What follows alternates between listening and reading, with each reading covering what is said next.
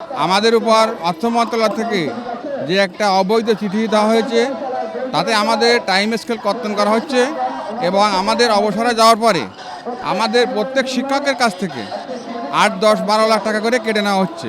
এরপরে আমরা মানবতার জীবনযাপন করছি এবং এখন আমরা সেই অবৈধ চিঠি বাতিল করার জন্য আজ আমরা বাংলাদেশের সমস্ত বাংলাদেশ থেকে আমরা শিক্ষকরা কেন্দ্রীয় শহীদ মিনারে হাজির হয়েছি আমাদের সেই অবৈধ চিঠি বাতিল করার জন্য।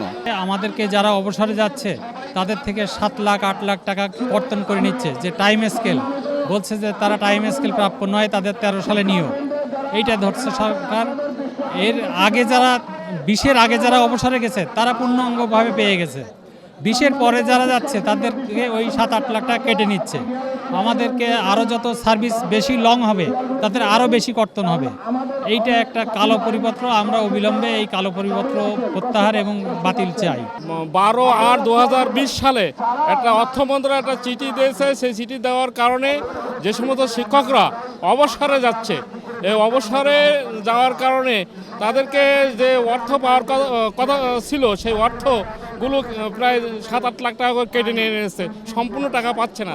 বিধায় আমরা বিভিন্ন জেলা থেকে এই 2020 সালে যে পরিবর্তনটা যাতে বাতিল হয়, এই বাতিল হওয়ার জন্য আমরা এই মহাসমাবেশে আসছি সম্মিলিতভাবে। সরকার কেন বলছে যে জাতীয়করণের পর থেকে এই টাইম স্কেল গণ্য করা হবে, কিন্তু সরকারের নিয়ম হইল বেসরকারি জীবনের 50% এবং সরকারি জীবনের 100%, এই দুয়ে মিলে আমাদের পেনশন। কিন্তু তারা এখন যে 50% সেটা কাউন্ট করতে চাচ্ছে না। এটি আমাদের দাবি এবং আমাদের এই অবৈধ চিঠি বাতিল করা হোক এবং আমাদের পেনশন হলে যেন আমরা ক্ষতিগ্রস্ত না হই সেদিকে সরকার করুন নজর। সরকারিভাবে যে সকল সুযোগ সুবিধা সরকারি কর্মচারীদের জন্য ওখান থেকে আমাদেরকে বঞ্চিত করা হচ্ছে, অনেক সুযোগ সুবিধা থেকে আমাদেরকে বঞ্চিত করা হচ্ছে।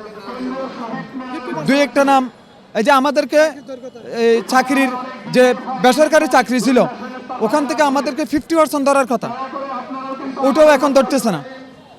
আমরা যে সময় থেকে জাতীয়করণ করা হয়েছে ওই সময় থেকেই আমাদের এখন চাকরি গণনা করতেছে, কিন্তু এরা প্রজ্ঞাপন দিয়েছিল আমাদের বেসরকারি চাকরিজীবীদের 50% দেবে বলে, এরা প্রজ্ঞাপন দিয়েছিল, কিন্তু এখন ওখান থেকে তারা সরে এসেছে।